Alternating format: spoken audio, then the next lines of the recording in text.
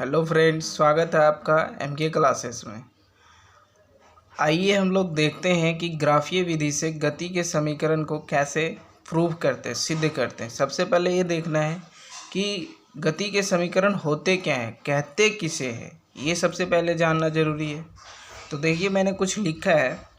जब कोई वस्तु सीधी रेखा में एक समान त्वरण से चलती है तो एक निश्चित समय अंतराल में समीकरणों के द्वारा, ठीक है, उसके वेग वेलोसिटी, गति के दौरान, ठीक है, त्वरण व उसके द्वारा तय की गई दूरी में, ठीक है, एक संबंध स्थापित होता है जिसे गति के समीकरण के नाम से जाना जाता है। ठीक है, इसे आप नोट करना चाहें तो नोट भी कर सकते हैं। ठीक है, ये सबसे पहले ये तीन होते हैं। ठीक है, ये समीकरण तीन होते हैं। अब कौन कौन से होते हैं, तो ये है पहला v = u+at। अब यहाँ v हमारा क्या है, अंतिम वेग, u क्या है, प्रारंभिक वेग, a क्या है, त्वरण, ठीक है, और t समय। दूसरा क्या है, s = ut + ½ at²। ठीक है, अब यहाँ s क्या है, s डिस्टेंस जो ट्रैवल करता है, कोई भी वस्तु जितनी दूरी तय करता है उसको हम s से डिनोट करते हैं, विस्थापन हम बोल सकते हैं। ठीक है, ut ये तो पता ही चल गया, u क्या है, प्रारंभिक वेग, + ½ at²। और थर्ड होता है हमारा v² = u² + 2as। जब त्वरण दिया हो, विस्थापन दिया हो, ठीक है, प्रारंभिक वेग और अंतिम वेग में से कोई एक दिया हो तो हम इस समीकरण का यूज करते हैं। ठीक है, अब देखते हैं इसे कैसे हम लोग सिद्ध करेंगे। ठीक है, तो यहाँ पे सबसे पहले एक चीज़ और देखते हैं, वेग समय ग्राफ में क्या होता है। यहाँ प्रारंभिक वेग क्या होगा, अब देखते हैं पहले ग्राफ। ठीक है, ग्राफ पहले हमने ग्राफ पहले से बना रखा है। ठीक है, आप बना सकते हैं, चाहे ये वेग हो गया जो मीटर/सेकंड में है, ठीक है, और ये समय हो गया जो सेकंड में ले लिए हैं। ठीक है, अब यहाँ से यहाँ क्या होगा, यहाँ प्रारंभिक वेग जो होगा यहाँ से यहाँ तक, ये जो है हमारा क्या होगा, प्रारंभिक वेग है। ठीक है, जो कोई वस्तु का है जिसे हम u से डिनोट करते हैं। ठीक है, तो OA को हम u मानेंगे। ठीक है, और अंतिम वेग जो है वो VC के द्वारा डिनोट किया गया। VC कहाँ पे है, यहाँ पे B और C, ये यहाँ से यहाँ तक प्रारंभिक वेग हुआ। कुछ समय के बाद इसके वेग में जो परिवर्तन होता है, ठीक है, उसे हम BC के द्वारा डिनोट, इसको हम VC भी लिख सकते हैं। ठीक है, और तथा समय अंतराल जो है, ये समय अंतराल कुछ समय के बाद जो था, ये यहाँ से यहाँ तक, तो यहाँ से यहाँ तक क्या हो गया, OC को हम क्या कहेंगे, ये समय अंतराल है। ठीक है, इसको T से डिनोट किए हैं। ठीक है, अब इसको लिखना चाहे तो लिख भी सकते हैं। ठीक है, यहाँ से यहाँ प्रारंभिक वेग OA U के द्वारा, अंतिम वेग BC जो है वो V के द्वारा, तथा समय अंतराल OC जो है, ठीक है, वो T के द्वारा प्रदर्शित किया गया है। ठीक है, ग्राफ से भी ग्राफ हमने बना दिया है। ठीक है, अब देखते हैं और क्या है इस ग्राफ से। ठीक है, तो इस ग्राफ में और है BD कहाँ पे है, BD, ये है B और D।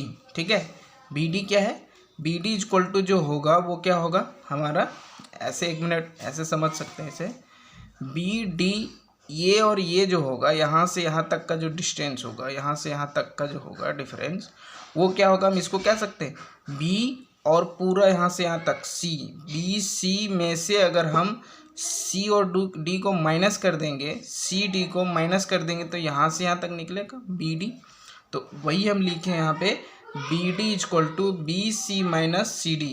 क्यों, ये समय अंतराल T में, T समय अंतराल के बाद जो होता है वेग में परिवर्तन को दर्शाता है। ठीक है, कि वेग में कितना परिवर्तन हुआ है, इस चीज़ को दर्शा रहा है BD हमारा। ठीक है, तो BD = हम लिख सकते हैं BC, ये टोटल में से माइनस करेंगे CD को तो हमारा BD निकल जाएगा। ठीक है, तो हम यहाँ लिख सकते हैं BC = BD + DC या CD जो भी है। अब आगे और क्या होगा, BC = हम क्या लिख सकते हैं, BD + DC, और हम BD बी डी को बी डी ही रहने देते हैं, और डी सी, ये जो डी सी के जगह में हम क्या लिख सकते हैं, ओ ए लिख सकते हैं, यहाँ से ग्राफ से भी देख सकते हैं, तो ओ ए हो जाएगा, ठीक है, इक्वल टू, अब फिर से हम देखते हैं बी सी जो है वो किसके बराबर है, अभी हमने पहले भी लिखा बी सी किसके बराबर है, भी के बराबर, तो हम यहाँ बी सी के जगह क्या लिख सकते हैं, भी लिख सकते हैं, और बी डी जो है उसको बी डी ही रहने देते हैं, ठीक है, प्लस ओ ए की जगह हम क्या लिखेंगे, ओ ए, यहाँ से यहाँ तक हमने क्या भी बताया कि ये प्रारंभिक वेग है, वस्तु का प्रारंभिक वेग, तो प्रारंभिक वेग को हम यू से लिखते हैं, ठीक है। अब यहाँ से क्या हो जाएगा, देयरफॉर हम लिख सकते हैं बी डी इक्वल टू क्या हो जाएगा, ये वी यहीं रहेगा, यू को इधर कर देंगे, तो वी माइनस यू, ये एक समीकरण निकल गया हमारा, हम इसको मान लेते हैं फर्स्ट समीकरण, ठीक है। अब क्या होगा, हम जानते हैं, क्या जानते हैं कि वेग समय ग्राफ से क्या होता है, त्वरण को व्यक्त किया जाता है, वेग समय ग्राफ से क्या हमेशा व्यक्त किया जाता है, त्वरण को ही व्यक्त किया जाता है, ठीक है। इसलिए, ठीक है, ये चीज़ याद रखना है कि हम जानते, या लिखना चाहें तो लिख सकते हैं कि हम जानते हैं, क्या जानते हैं कि वेग समय ग्राफ से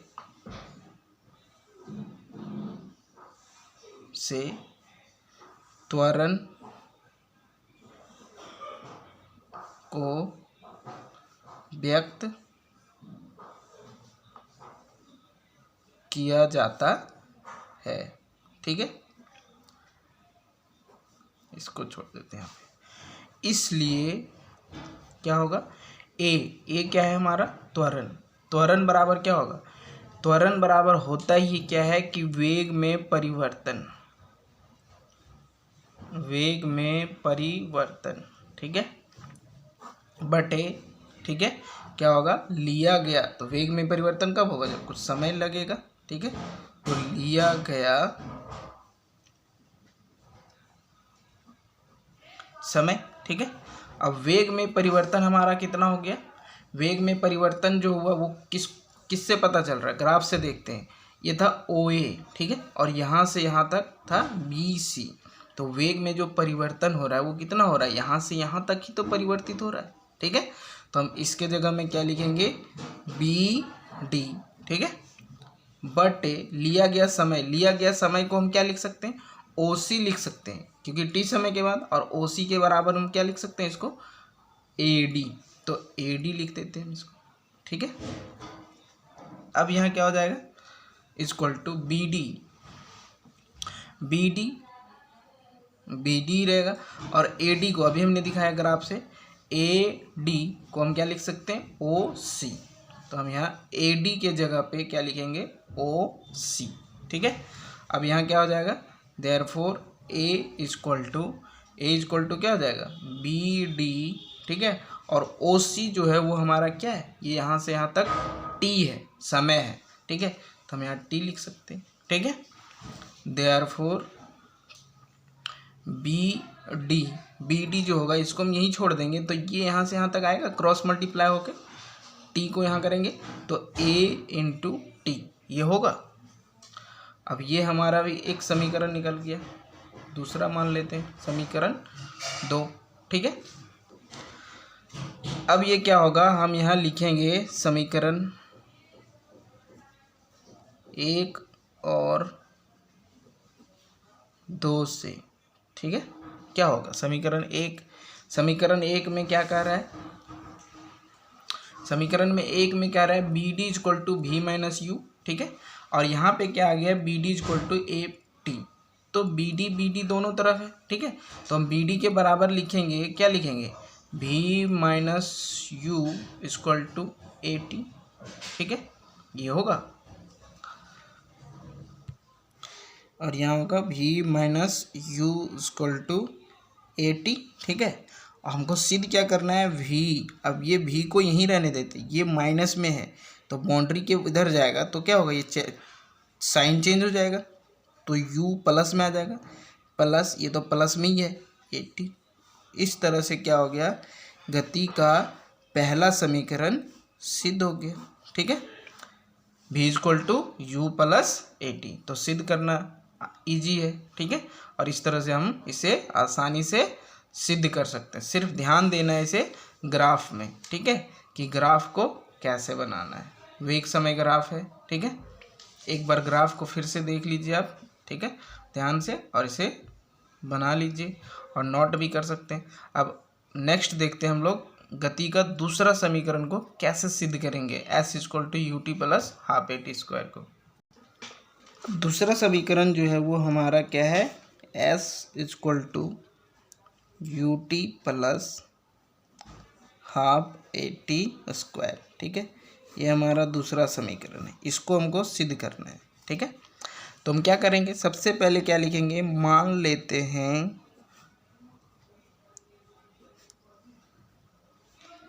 कि वस्तु ने, जो वस्तु दिया हुआ है, ठीक है, वस्तु ने एक समान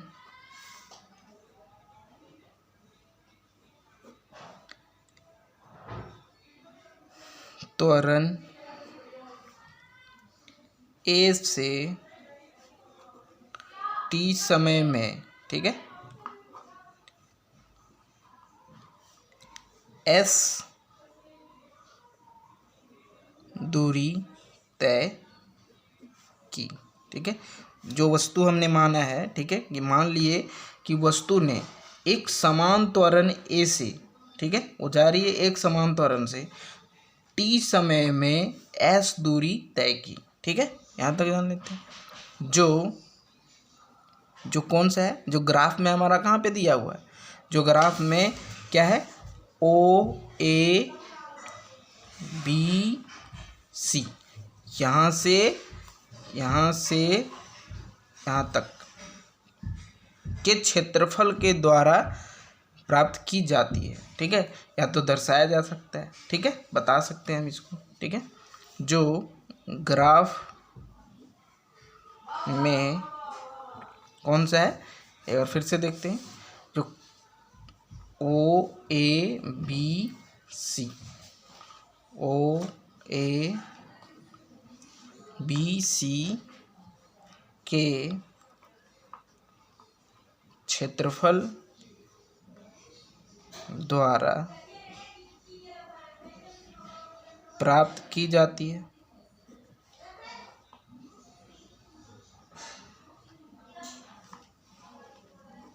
ठीक है, तो अब हम कैसे इसका क्षेत्रफल निकालेंगे। ठीक है, तो ये अतः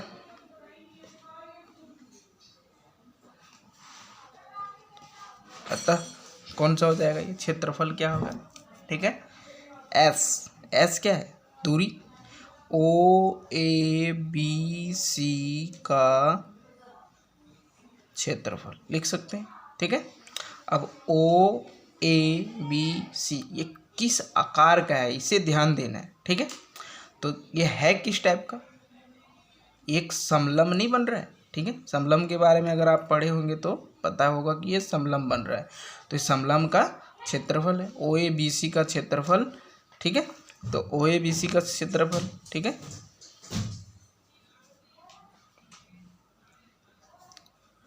अब ये ओ ए बी सी का जो क्षेत्रफल है, इसको हम दो भाग में बांटते हैं अगर, तो यहाँ से यहाँ तक ओ ए डी सी या ओ सी डी ए एक क्या है, आयत है। इस क्षेत्रफल को, ठीक है, प्लस यहाँ से यहाँ एक क्या बन रहा है हमारा, त्रिभुज। इस त्रिभुज के क्षेत्रफल में जोड़ देंगे तो ये समलंब के क्षेत्रफल के बराबर प्राप्त हो जाएगा। ठीक है, तो हम इसको लिख सकते हैं, क्या लिखेंगे, ओ ए बी सी का क्षेत्रफल इस आयत का क्षेत्रफल प्लस इस त्रिभुज का क्षेत्रफल। ठीक है, तो आयत ओ ए डी सी का क्षेत्रफल प्लस त्रिभुज ए, कौन सा त्रिभुज बन रहा है, ए बी डी का क्षेत्रफल। ए बी डी का क्षेत्रफल। अब हम जानते हैं कि आयत का क्षेत्रफल बराबर क्या होता है, लंबाई गुने चौड़ाई। तो लंबाई हम क्या लेंगे, चौड़ाई और लंबाई, तो लंबाई हम ले लेंगे ओ सी और चौड़ाई ओ ए। ठीक है, तो हम इसको लिख सकते हैं ओ सी इंटू ओ ए। ठीक है, प्लस ये हो गया आयत का क्षेत्रफल। अब त्रिभुज का क्षेत्रफल, ए बी डी का क्षेत्रफल। तो त्रिभुज का क्षेत्रफल, ये कैसा त्रिभुज है, सबसे पहले समकोण त्रिभुज है। ठीक है, तो समकोण त्रिभुज का क्षेत्रफल बराबर क्या होता है, 1/2 गुने आधार, आधार गुने ऊंचाई। तो इस त्रिभुज का आधार जो होगा वो क्या होगा, है ए डी आधार होगा, और ये जो होगा ये क्या होगा, बी डी क्या होगा हमारा ऊंचाई। तो आधार हम ले लेंगे ए डी गुने ऊंचाई बी डी।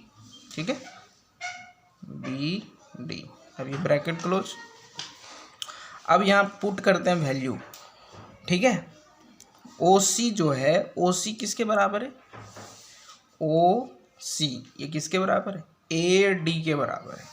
तो हम यहाँ ओ सी की जगह ए डी लिखें इंटू ओ ए जो है वो किसके बराबर है, यू के बराबर। ठीक है, प्लस हाफ इंटू, अब यहाँ फिर क्या है ए डी, तो ए डी को ए डी ही रहने देते हैं अभी। ठीक है, A D into B D, B D हम पहले अभी समीकरण 1 याद कीजिए, समीकरण 1 बी डी यहाँ पे है, समीकरण 1 बी डी इक्वल टू क्या है ए टी। तो बी डी जहाँ पे है वहाँ हम ए टी लिख सकते हैं समीकरण 2 से।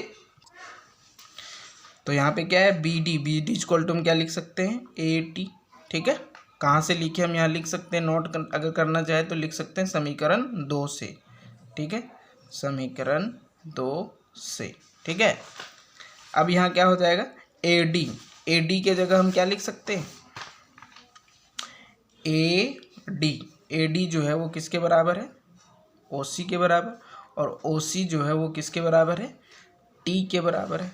ठीक है, तो यहाँ पे T into you plus half into A D के जगह यहाँ भी क्या हो जाएगा टी इंटू ए टी।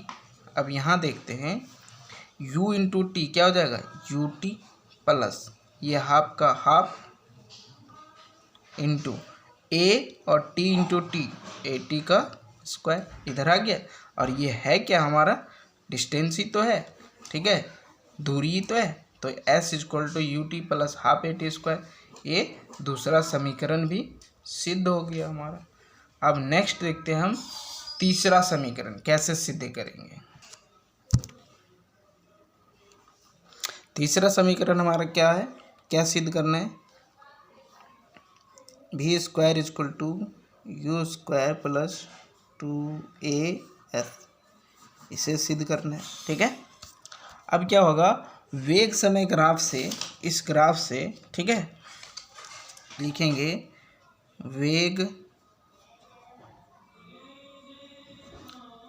समय ग्राफ से। क्या होगा वेग समय ग्राफ से, V minus U equal to A T, और यहाँ से हम अगर टी पहला समीकरण याद करते हैं, पहला जो हम प्रूव किए V equal to U plus A T, वहाँ से हम ये लिख सकते हैं V minus U equal to A T. ठीक है, अब यहाँ पे क्या होगा टी का वैल्यू, टी को हम यहीं अगर रहने दें तो टी इक्वल टू भी माइनस यू बाय ए होगा। ये समझ में आ गया, इसको मान लेते हैं समीकरण 3। ठीक है, अब ये कैसे आया, टी को हम यहीं छोड़ दिए, ए को यहाँ कर दिए क्रॉस मल्टीप्लाई करके नीचे, तो भी माइनस यू बाय ए होगा, भी माइनस यू बाय ए, हम इसको स्टैंडर्ड फॉर्म में लिखे। ठीक है, अब ये समीकरण तीसरा आ गया। ठीक है, अब क्या होगा, तथा समलंब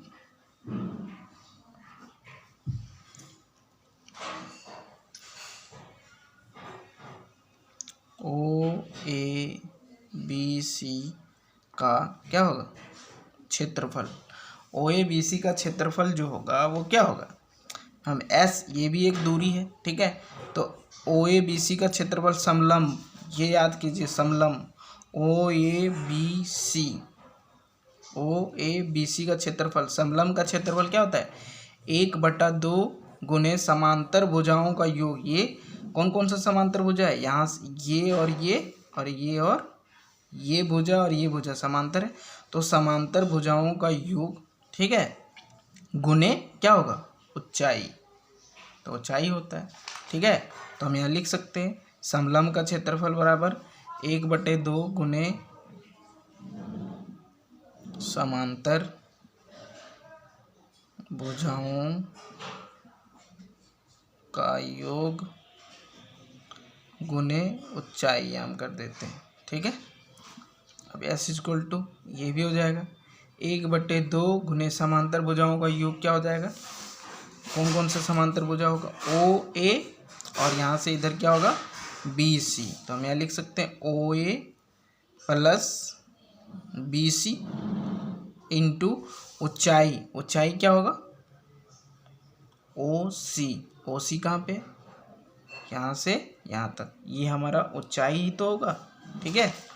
तो ओ सी, अब यहाँ देखते हैं हाफ इंटू, ठीक है, ओ ए की जगह क्या होगा, यू होगा, क्यों, ओ ए किसके बराबर है, यू के बराबर, प्रारंभिक वेग, ठीक है, plus B C, B C जो है वो किसके बराबर है, भी के बराबर, ठीक है।